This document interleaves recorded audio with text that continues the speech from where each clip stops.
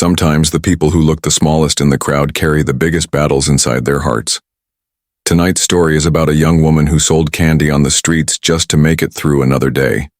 To most, she was invisible, but to one man, she became the queen of his dreams. Before we dive in, make sure to like this video and subscribe to HQ Infinite Stories, where we share tales that remind you of the hidden power of kindness and hope. It was a bitterly cold evening in Chicago. Cars rushed past, neon lights flickered, and people hurried along, pulling their coats tighter against the freezing wind. Among them was Emily, just 22, yet life had aged her far beyond her years. Her shoes were worn thin, her coat hardly holding, together and her hands rough from endless days of struggle. Clutched in her arms was a small cardboard box filled with candy bars. She had spent her last few dollars to buy them wholesale, praying she could resell them for enough to afford a warm meal. Approaching strangers timidly, she whispered, "Excuse me, would you like to buy some candy? Just $1 each." Most ignored her. Some waved her away. A few even glared as though her very presence was bothersome. Each time she swallowed the sting of rejection, quietly reminding herself that she just had to make it through the night. Inside a nearby cafe sat Daniel, a 30-year-old software engineer. His life looked comfortable on the outside, but inside he carried a loneliness that no money could fix. As he sipped his coffee and gazed out the window, his eyes fell on Emily. Something about the quiet strength in her posture, the resilience behind her timid expression, caught his attention. When Emily finally stepped into the cafe, the room shifted uncomfortably. She walked from table to table, her voice soft yet steady, asking if anyone would buy candy. The staff frowned, but she pressed on, driven by desperation stronger than fear. At last she reached Daniel's table. Forcing a small smile, she asked, "Would you like to buy one?" Daniel didn't just glance at her. He truly saw her.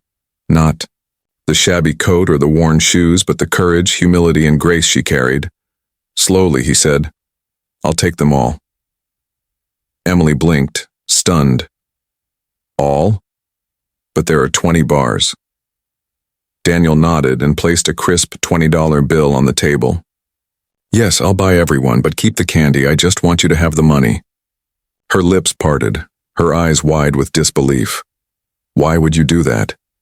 Daniel smiled gently. "Because I think you've heard no too many times today, and because sometimes the strongest people are the ones fighting in silence." Tears welled in Emily's eyes, though she turned quickly to hide them. "Thank you. You don't know what this means to me." She walked out with her head just a little higher. Daniel couldn't look away. He had met many polished, elegant women in his life, but none carried themselves with the quiet dignity that Emily did. In that moment, she wasn't just a girl selling candy. She was a queen. The very next night, Daniel returned to the cafe, hoping, maybe foolishly, that Emily might appear again. And she did. The same box in her hands, the same weary smile. This time, Daniel didn't wait. He walked straight to her. "Hey, remember me from last night?" he asked warmly. Emily nodded. "Yes, you bought all my candy." Daniel chuckled. "I was wondering if you'd like to sit down just for a while, warm up with a coffee." Cautious at first, Emily hesitated, but the kindness in his eyes softened her fear. She sat across from him, still clutching her box like a shield. Over steaming mugs of coffee, she slowly shared her story. A father who had abandoned her, a mother lost to illness, and dreams crushed beneath the weight of survival. "I don't want pity," she said firmly. "I just want to survive." Daniel leaned forward, his voice steady. "Emily, you're not just surviving. You're stronger than most people I know, and I admire that more than I can ever say." Her eyes searched his, uncertain. "Why would someone like you care about someone like me?" "Because I don't see you as beneath me," he replied.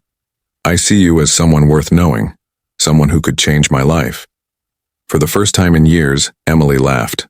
A soft, uncertain, but genuine laugh. Days turned into weeks. Their meetings became routine. Daniel bought her dinner, walked her home safely, and slowly helped tear down the walls around her heart. He never treated her as a charity case. He treated her as a woman worthy of respect, dignity, and dreams. One snowy evening, Emily whispered, "I used to dream of being someone important, but life, it tore those dreams away." Daniel stopped, took her hands gently and said, "Emily, you matter more than you know. Not because of money or status, but because of who you are. And to me, you'll always be a queen." Her breath caught.